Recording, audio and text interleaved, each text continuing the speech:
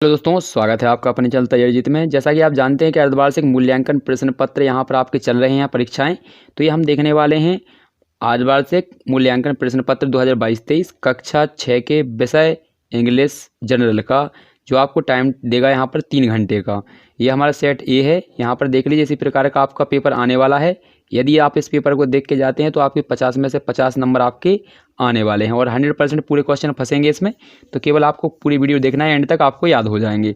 तो 1 से लेकर 10 तक के क्वेश्चनों का हम हल देख चुके हैं। यदि आपने नहीं देखा है तो इस वीडियो के लास्ट में आपको दूसरी वीडियो मिल जाएगी, उस पर आप क्लिक करके या चलाकर पूरे आंसर 1 से लेकर 10 तक के देख सकते हैं। इसी वीडियो में हम देखेंगे 11 से लेकर 20 तक का।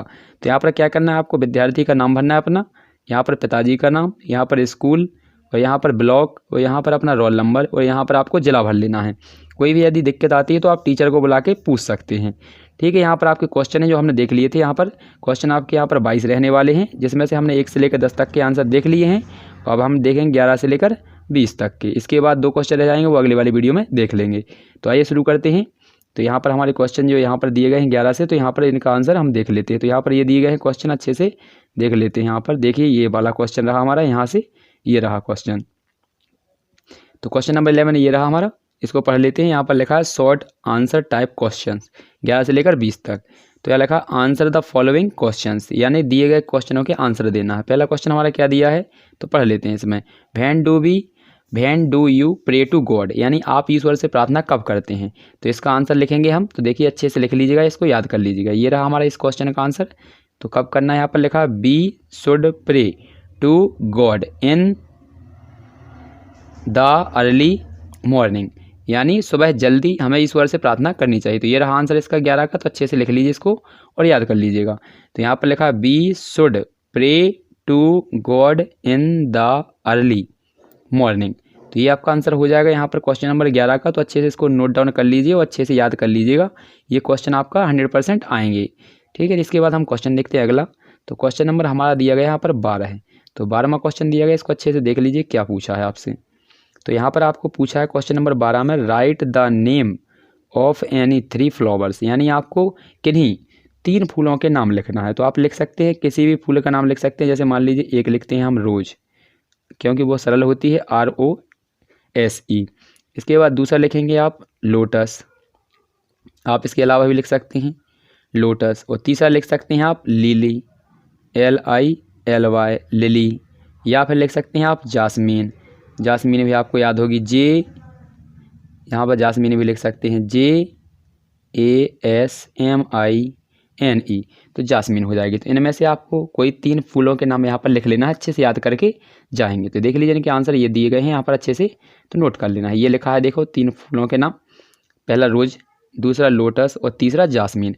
यदि इसके अलावा भी आपको कोई नाम आते हैं, याद हैं, तो आप इनको छोड़कर वो भी आप लिख सकते हैं। आशा है कि आपको अच्छे समझ में आया होगा 12वां क्वेश्चन। यदि ये क्वेश्चन में ये आपको याद है तो बहुत अच्छी बात है। यदि इनके अलावा भी कोई याद है तो आपको कोई 3 ही लिखना है, इसके अलावा कुछ नहीं लिखना है। इसके बाद अगला क्वेश्चन देखेंगे, यहाँ पर 13 है। तो ये दिया गया क्वेश्चन नंबर 13। तो क्या दिया है इसमें देख लेते हैं। तो यहाँ पर लिखा है write any 3 things which you see around your house, यानी हमें 3 चीज़ों के नाम लिखने हैं जो हमारे घर के आसपास पाई जाती हैं।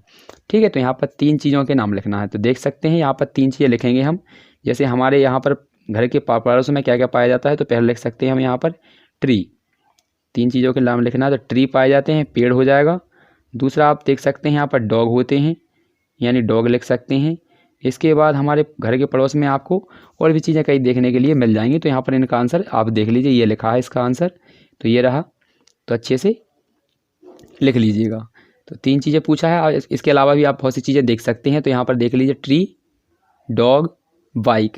इसके अलावा भी बहुत सी चीज़ें पाई जाती हैं, आप लिख सकते हैं, चौथी भी लिख सकते हैं, लेकिन हमसे 3 पूछा है तो 3 ही लिखेंगे।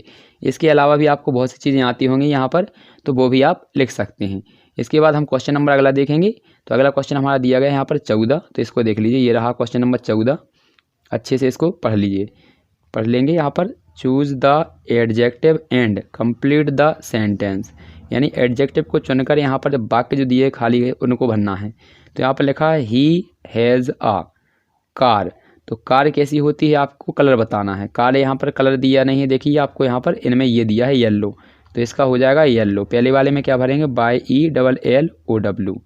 इसके बाद शिवाजी वाज आ किंग, तो किंग कैसा होता है आपको पता है, वाइज यानी बुद्धिमान होता है, तो WISE। इसके बाद भोपाल इज आ सिटी, तो सिटी कैसी होती है आपको पता है, सिटी होती है बिजी यानी व्यस्त सिटी होती है।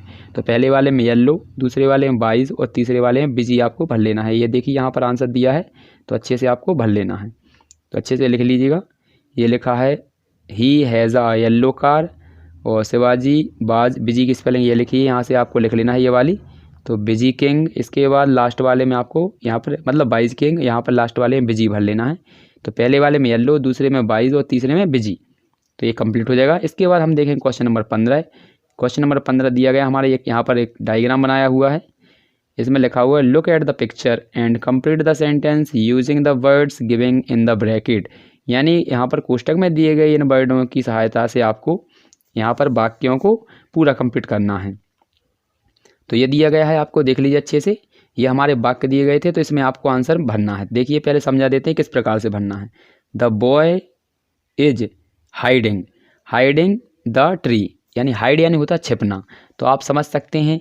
तो यहाँ पर ऑन का मतलब होता है पर, बिहाइंड यानी होता है पीछे, अंडर मतलब होता है नीचे, तो आप समझ सकते हैं बच्चा कहाँ छिप सकता है, तो छिपने के लिए कहाँ हो सकता है, पीछे, तो पीछे के लिए बोलते हैं बिहाइंड। तो पहले वाले में बिहाइंड भरेंगे, तो ये स्पेलिंग लिखी हुई यहाँ से लिख लेंगे BEHIND, तो पहले वाले में हम भरेंगे यहाँ पर ये वाला बिहाइंड, तो अच्छे से भर लीजिए, ये बिहाइंड की स्पेलिंग लिखी है। इसके बाद अगला क्वेश्चन दिया था the ball is the tree, तो यहाँ पर देख सकते हैं बॉल कहाँ पर होगी, यहाँ पर तो बॉल हो जाएगी आपकी अंडर यानी पेड़ के नीचे, तो यहाँ पर अंडर या लिख लेंगे यहाँ पर इस वाले में, तो ये अंडर की स्पेलिंग है UNDER। इसके बाद लास्ट रहा है द बर्ड्स आर सिटिंग, यानी पक्षी कहाँ बैठते हैं, द ब्रांचेज ऑफ ट्री, यानी पेड़ की शाखाओं पर, तो ऑन लिखना पड़ेगा इस वाले में क्योंकि पर लिखा है तो ऑन हो जाएगा। तो पहले वाले में बिहाइंड, दूसरे वाले में अंडर और तीसरे वाले में ऑन। इसके बाद अगला क्वेश्चन देख लेते हैं, अगला क्वेश्चन हमारा क्या दिया गया है, तो ये रहा क्वेश्चन नंबर हमारा 16। तो 16 में क्वेश्चन को भी देख लीजिए, अच्छे से कर लीजिएगा।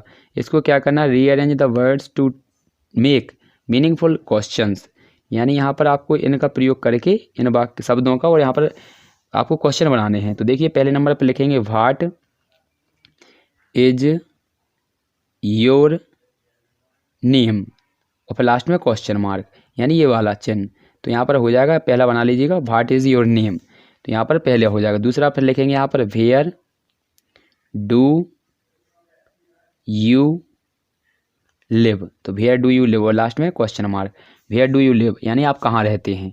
इसके बाद अगला क्वेश्चन लिखे, अगला देखेंगे तो अगले में क्या लिखा है यहाँ पर देखेंगे, तो ये रहा, इसमें लिखेंगे वैन, वैन के बाद वैन आर, यहाँ पर लिखेंगे वैन आर दे कमिंग, ये वाला लिखा है यहाँ पर देखेंगे आर, यहाँ पर लिखेंगे वैन आर दे कमिंग, तो यहाँ पर देख लीजिए इसका आंसर आपको यहाँ पर दिख रहा होगा अच्छे से, ये वाला गलत है, यहाँ पर थोड़ा कुछ नहीं मिस्टेक है यहाँ पर, देखिए यहाँ सही कर लेते हैं, यहाँ पर दे नहीं लिखना है, यहाँ पर आर नहीं लिखना है, यहाँ पर आपको वैन आर पहले आएगा यहाँ पर और फिर दे बाद में आएगा, तो ये लिख लीजिए, ये वाला हो जाएगा वैन आर दे कमिंग, तो अच्छे से लिख लीजिए। स्पेलिंग यहाँ से लिखना है, जे वाली स्पेलिंगों में से आपको यहाँ पर स्पेलिंग पूरी लिखना है, कमिंग की स्पेलिंग ये लिखी हुई यहाँ पर, तो अच्छे से लिख लीजिएगा। तो वैन आर दे कमिंग, तो ये आंसर हो जाएंगे इसके कंप्लीट। इसके बाद अगला क्वेश्चन देख लेते हैं, अगला क्वेश्चन हमारा दिया है 17, तो ये दिया गया है क्वेश्चन नंबर 17, तो इसमें क्या करना है देखिए अच्छे से, write down the opposite of the words giving in the picture, यानी तस्वीर में दिए गए यहाँ पर ये शब्द हैं, यानी कि हमें विलोम शब्द लिखना है, अपोजिट का मतलब होता है उल्टा, तो उल्टा लिखना है। जैसे पहला लिखा है हैप्पी, दूसरा लिखा है यहाँ पर गुड और तीसरा लिखा है नाइट, यहाँ पर इनमें से करना है, और यहाँ पर ये तस्वीर में दिए गए इनमें से आपको छांट के करना था। देखिए ये लिखे हुए, पहला लिखा है डे, दूसरा बैड और तीसरा सैड, तो इसमें से छांट के आपको लिखना था।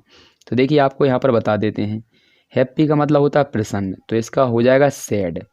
दूसरा गुड का मतलब होता है अच्छा, तो इसका हो जाएगा बैड यानी बुरा। नाइट का मतलब होता है रात, तो डे का मतलब होता है दिन। अच्छे से याद कर लीजिएगा, ये यहाँ पर स्पेलिंग दी गई है, इसमें से आपको छांट कर लिख दी गई हैं। तो पहला हैप्पी का मतलब सैड उल्टा, और गुड का बैड और नाइट का डे, ये आंसर हो जाएंगे। इसके बाद क्वेश्चन नंबर हमारा अगला है 18।